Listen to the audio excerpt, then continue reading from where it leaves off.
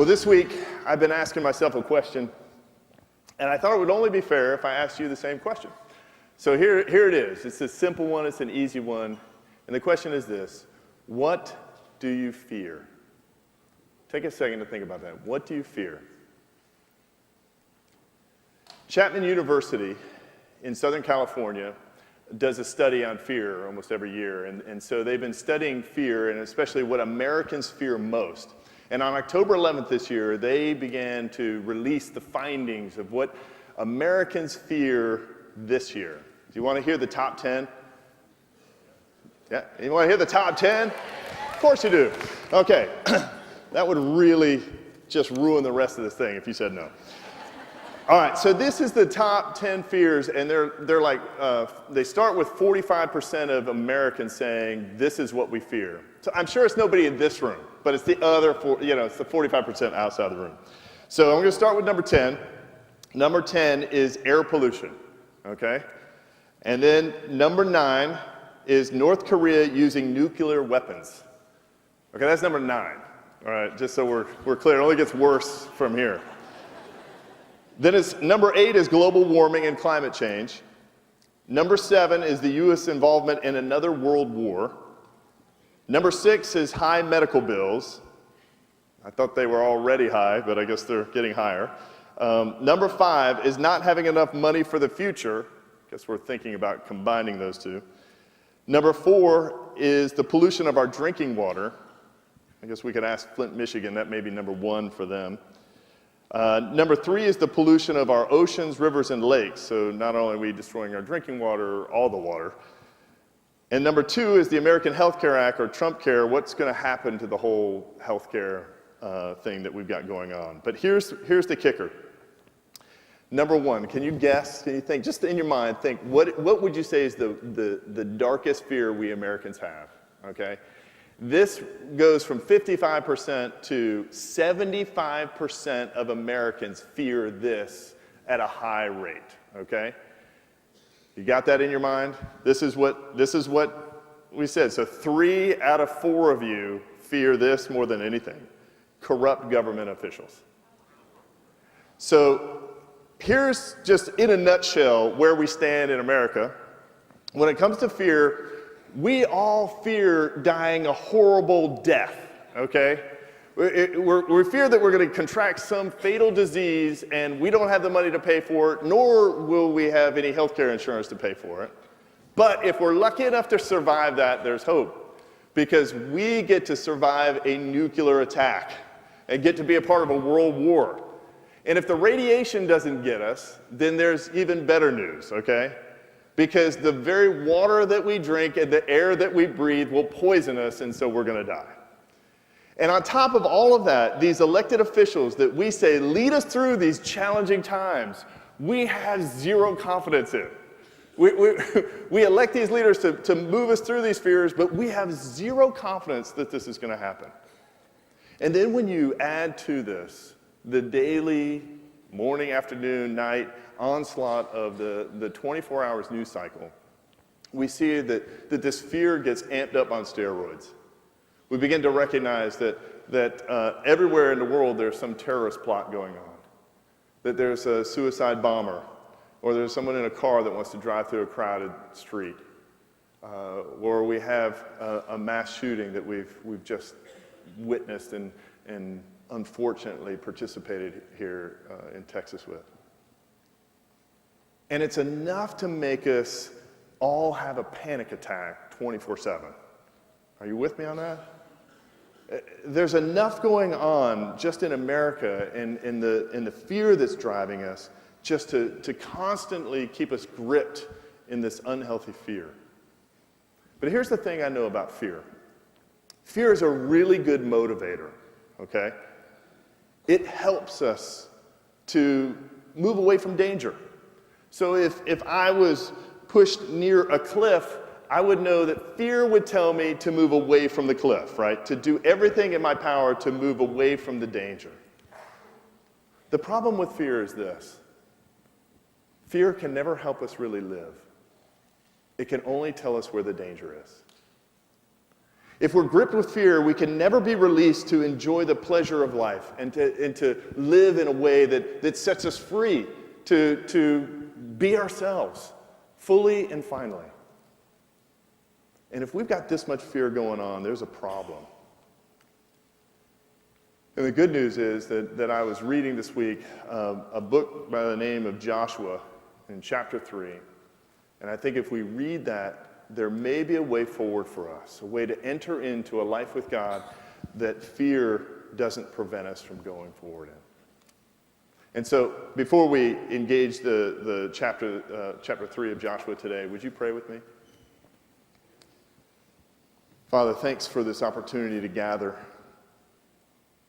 Thanks for these men and women who provide community for one another, who can worship together and express the fullness of who you are, even when we don't feel it all the time. Lord, I pray that you would help us to remove our fear for a moment, to put it aside, just to lay it down so that we can hear your words to us of encouragement. So get our attention. Speak to us, Lord, so that we might enter into a life with you. In your name we pray. Amen. All right. So Joshua chapter 3 begins like this. Early in the morning, Joshua and all the Israelites set out from Shittim and went to the Jordan, where they camped before crossing over. Guys, this is one of the most exciting verses in the Bible, okay?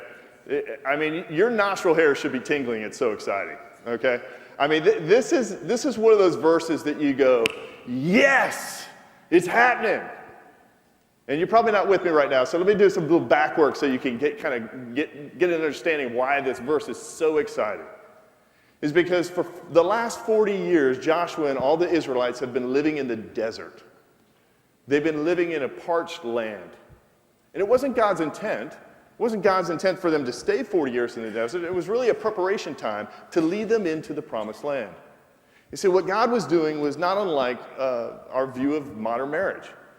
The first thing that he did was he asked the Israelites to marry him. They got engaged. And his engagement wasn't a ring, it was freedom. He went into Egypt and he took the people, the Israelites gathered, and he says, do you guys want to live in freedom? If so, come with me.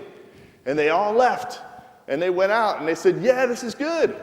And he goes, all right, the next step, meet me at Mount Sinai and we're going to have our wedding ceremony. There, God gave his vows to them to say, I'm going to lead you through thick and thin. You're going to be protected. I got your back. All you have to do is say your vows back to me, which are the 10 Commandments. They said, all right, we're in. Let's do it. Perfect. The next thing God says, hey, let's go on a honeymoon. We want all of you guys to come with me out of the desert, and we're going to go into this land of milk and honey. I know that sounds gross. If my backyard was filled with milk and honey, I don't think I would really like it. But it's a little bit of a descriptive, artistic language in the Bible that says that this is fertile ground. You're used to living in a desert, but now you can grow crops easily. You can take care of your cattle easily, and there's a lot of bees. I don't know. There's just a lot of bees in the Canaan land. And so you can have honey, and it's going to be sweet tasting, and it's going to be this wonderful experience. And so Moses says, great, I'm going to get 12 guys, and I'm going to send them out into the promised land. They're going to spy it out so we know what kind of land this is, right? So they go throughout the entire land, and then they come back. 10 of them were gripped with fear. And they came back, and they said, we can't win. There's no way we can enter this land. We're grasshoppers. These guys are giants. They're going to step on us and squash us. There is no way we can beat these guys. We can't do it. And these 10 guys end up convincing family after family, tribe after tribe, clan after clan, until the whole nation is up in fear saying, we're not going in. Now, God is a patient God. He's not in the habit of pushing people into their fear. Since they were gripped with fear, he says, all right, you can stay. We don't have to consummate our relationship. You can stay out here in the desert. You don't have to go with me to the honeymoon. You can stay in the desert, but every one of you guys are going to die in fear. You're not going to enter into the land that I have for you. And it took 40 years. And after 40 years, we see God is not in a rush. And he's certainly not going to push us into our fear. But he's always pointing the way forward. And what I love about this chapter is that chapter 3 comes right after chapter 2.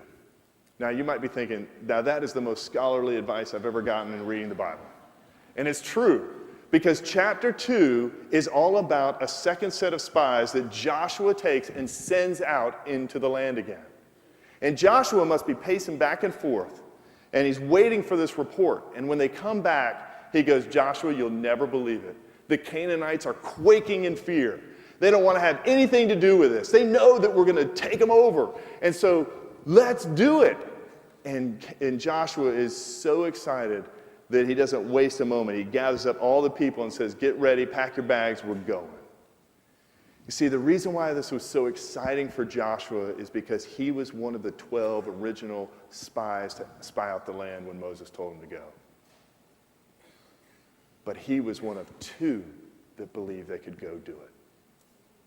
He and Caleb. And so just imagine what it must have been like for Joshua living in the desert for 40 years. I wonder, all those years of walking in the dust and the heat of the wilderness, but having this imagination of this land flowing with milk and honey he's not able to get to. For 40 years he has this vision in his head, but he can't realize it. The prime of his life he has to spend in the desert when he knows he should be in this fertile crescent. Imagine what it would be like for him and all his peers. That they were the people that knew nothing but fear. There was nobody to look up to for him. Everybody he talked to that was a peer of his was gripped by fear of the Lord's leading them into some kind of trap. And then imagine him going to funeral after funeral after funeral of every single one of his peers who died knowing nothing but slavery to the Egyptians and slavery to fear. How sad that must have been. He must have been one of the most frustrated men on the planet of his day. But when these spies come back, he wastes no time. He gets all the people together and travels the 8 miles from Shittim all the way to the banks of the Jordan River and gets ready to cross. Now, I personally get excited about this verse, and the reason why it's encouraging to me is because I see someone who looks at fear for what it is, but decides to move forward in faith anyway, who decides to enter in to all the craziness of what it was going to take to get into this promised land, because he believes God can do it. And the reason why I think I get so excited about that is because I think this fear is real. I think if we had a top 10 list of things we fear here in the church, the number one thing we would fear is God's leadership in our life. Because I think that we fear deep down in our core, we don't know what God is going to do with us. He says, come follow me, and we go, not sure I know where you're going. I'm going to put on some brakes here. I'm not sure that you're leading me in the path that I really want to go.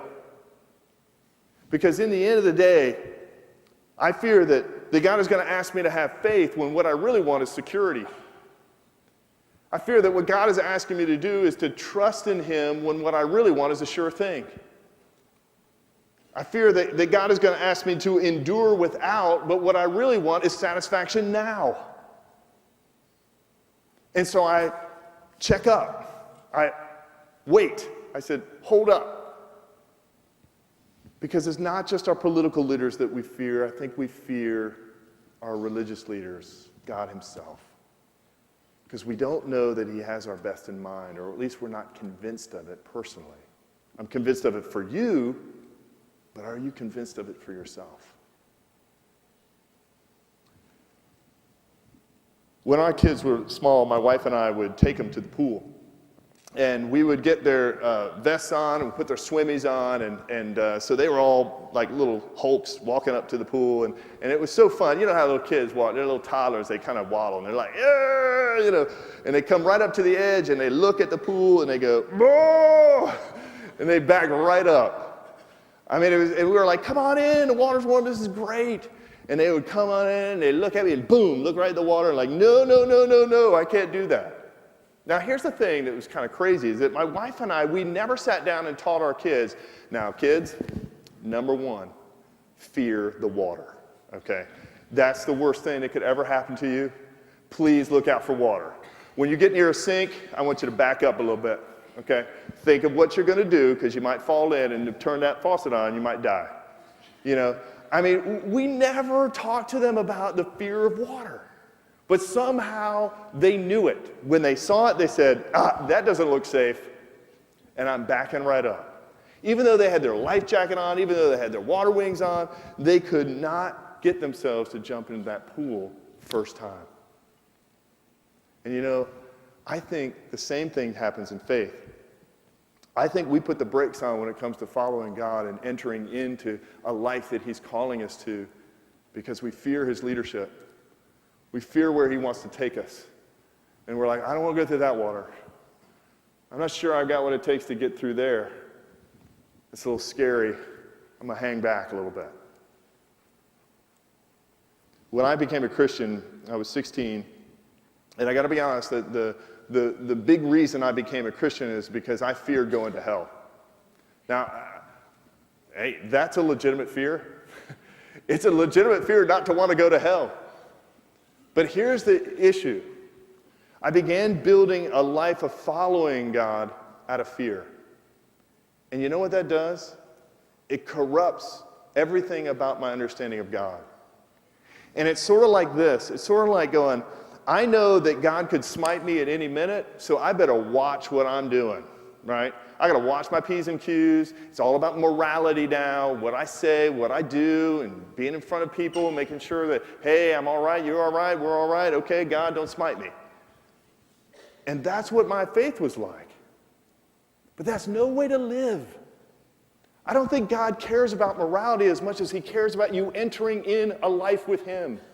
And say, come on, there's a whole adventure waiting. I want you to come on, this is going to be great. It's going to blow your mind. Have you seen this promised land? If not, I'm going to really show you what milk and honey is all about. Let's go. And I think when we develop this fear around God that's unhealthy, we put on the brakes and we say, I'm not entering into that. I don't want to get myself in trouble in that way. And you might be asking yourself right now, well, that's good news, Scott. What do we do now? We just need to pull ourselves up by our own bootstraps, or we to put on our big boy pants and kind of just bust into the fear and just do it. Yeah! Need a halftime pep talk and just kind of go, yeah, we can do it. Nope. That's not going to happen. That's not how we address the fear. In fact, that'll never work. The clue for how to address this fear is in the following verses. Let me read that to you. After 3 days, the officers went throughout the camp, giving orders to the people. When you see the Ark of the Covenant, the Lord your God, and the Levitical priests carrying it, you are to move out from your positions and follow it. Then you will know which way to go, since you have never been this way before. And then at the end, he says, the priests who carried the Ark of the Covenant of the Lord stopped in the middle of the Jordan and stood on dry ground, while all Israel passed by until the whole nation had completed the crossing on dry ground. You want to know how to overcome this fear and to enter into the life that God is calling you to? You got to realize that God goes first. To explain that a little bit, I want to just give you a little background about the Israelites. You see, the Israelites were not water people. They were not water people at all. If you look at Genesis 1, there's this void and darkness and nothingness, and all of that that's hostile to life itself is called water. and it's the Spirit of God is hovering over the waters of nothingness and all that's hostile to life. And what God does is He uses the Spirit and calls out life. Day, night, plants, animals, the whole 9 yards. Fast forward to Genesis 6, the whole earth has rebelled against God. They said, enough, we don't want to follow you, we want to do our own thing, we want to make our name great, we don't care about you. And God says, okay, I'm going to start over. And so he sends a little rain. And rain lasted for a long time. For 40 days and nights, it created this flood. Nobody survived except one family. God told them, build a boat. And through the water, they were saved. And God started over. Fast forward to the Exodus. God calls all the children of Israel out of Egypt and says, come, follow me, be with me. And they say, yeah, let's do it. And as they're high-fiving down in the desert going, ooh, this is going to be a great time with God. We got our freedom back. They start hearing horses in the distance, chariots, weapons of war rattling together. And next thing they know, they look back and Egypt says, hey, I'm going to go get these guys. We don't want them to leave. And so they quicken their step and they run all the way up to the Red Sea. And they're like, what now? We can't cross this thing. These guys probably didn't know how to swim. They didn't get swim lessons from the Egyptians. And yet God makes a way, and he says, Moses, raise your staff. And he raises his staff, and the waters part, and the children of Israel walk through on dry ground. And so it's no wonder at this time, at this stage, that God intentionally leads the children of Israel to the shores of Jordan, to a water that is at flood stage at this point in the seasons of Israel. And so there's all this water that's filling up the Jordan, and they come right to it. And for 3 days, there are officials going, you're going to cross that thing. You better get your stuff together. We're going. And these guys got to be like, what? How are we going to get across? I don't think in the desert they had swim lessons either. For the last 40 years, I don't think anybody was teaching them how to swim. And they're like, man, I don't know how this is going to happen. But the officials say something really encouraging. He says, when the ark goes forward, follow it. You see, the ark was his chest, and if you've seen Indiana Jones, you know exactly what it's like. They have this great representation. On the top of this thing, there were 2 gold cherubim, right? And they're just beautiful. They got these wings coming out like this, and in the middle, there's a little space. And it's true, this is in the Bible, so, Spielberg did good. He did his research. Right in the middle is a little space, and that's where God resided. That's where he said he was going to reside with his people. And so when that ark, picked up by the priest, was carried out to the water, and as soon as they put their foot in the water, what happened? The water piles up in a heap, a town upstream, dried up. And they walk out into the center, and it's God saying, I'm going first, you come after me. Follow me. Enter in. The way is this way.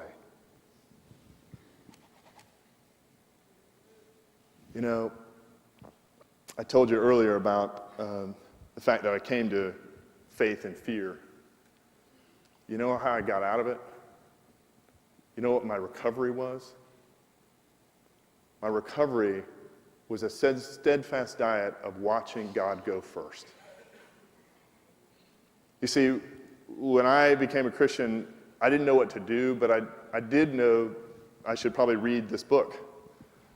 And so I began reading this book. And if you knew me as a kid at 16, I didn't want to do any reading other than what I had to do for my homework. I was more comfortable throwing dirt clogs at people outside than I ever was sitting inside reading a book.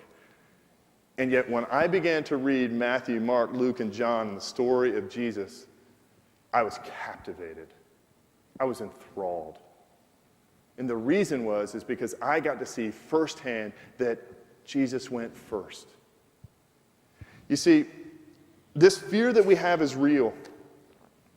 And when I was thinking as a kid, I was thinking, how in the world am I going to enter the unclear choices of my life and yet still follow the path of God's will?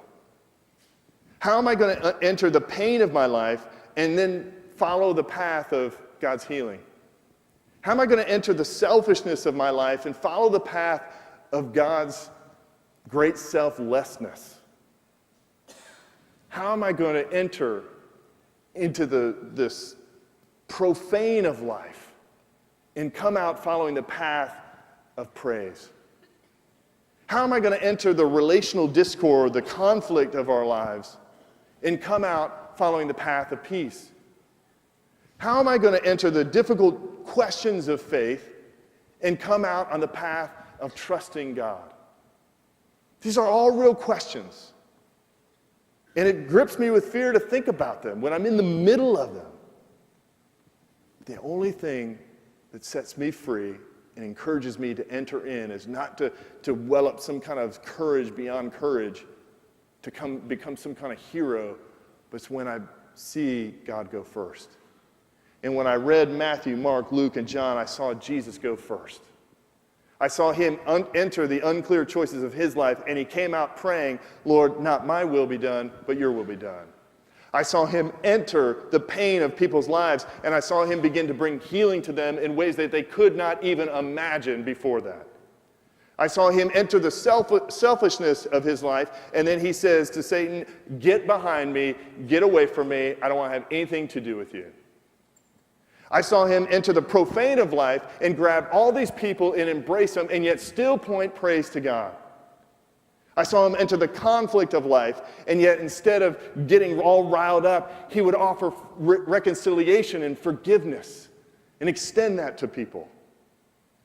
And I saw him enter people's questions about faith and embrace them, and he says, I know this is too big for you to understand. All you need to know is to follow me. Follow me. And when I see Jesus page after page in the New Testament, I get the courage to enter into the dark waters of my life, and I go, I can do that. I can do that. I can follow him there. And I think that's what God is doing in the Old Testament. When the ark goes into the water, he's telling all the Israelites, don't fear, follow me, enter in. Enter into this life that you couldn't possibly imagine. I think if we're going to overcome our fear, we need to watch God go first. And I know that's hard. But I think the difficult reality is that there's so many things to fear that it looks like the Jordan River at flood stage. All these fears are just so clear, they're so palpable. It's like, that's the fear. And so we instantly want to back up and say, I don't know if I want to go across that. I don't know if I want to have anything to do with that. But the reality that I think we forget is that God is calling us to a grand adventure with him. And he wants to bless our life. He wants to encourage us with the best that he has to offer, not the worst. And when my girls were learning to swim, they had their swimmies on and their vests on, they come up to the edge. Every time they looked at the water, they backed up. And they said, nope, not going to do that. But I wasn't behind them, pushing them in, going, you should go in the water, it's fun, try it out. I wasn't doing that. I was standing in the middle of the water with my arms out saying, jump on in, this is fun. To play in the pool is awesome. You're going to love it. And every time they took their eyes off the water and looked at me, they jumped. They didn't need any other encouragement because they saw me go first. And I think the same is true for us. When we're clear about how God goes first in our life, then we're going to jump in. We're going to enter into this life that God has for us. This life that he's dreamed up for us to be encouraged by. And so here's my challenge for you. If you're not in the habit of reading the Bible, then I want to encourage you to begin a habit of reading the Bible. And the only reason I want you to read the Bible is not because I want you to do anything, not because I want you to know anything. I just want you to watch and see God go first.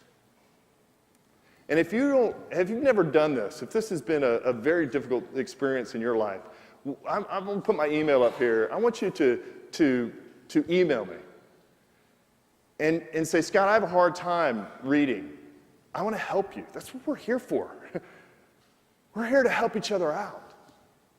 And if we begin to read this story especially Matthew, Mark, Luke, and John. If you haven't started anywhere, start with Matthew, Mark, Luke, and John, and just read a story at a time, not thousands of verses, but a story at a time, and close the book. I think if we did that from now until Christmas, 24th of December, we're going to eliminate fear from our lives because we're going to see how God goes first. And we're going to go, man, I want in on that. I want in on that. So if you're up for it, email me and I'll help you. I'll encourage you. Because I've seen it be true in my life that God goes first. Let's pray. Lord, thanks for what you're doing in us. The things that we can see, but also the things we can't see. Thank you that you don't give up on us, but you continue to call us to enter in. Would you help us put aside a life of fear and embrace the life you have for us, the pleasure of living with you, fully and finally, forever and ever. Amen.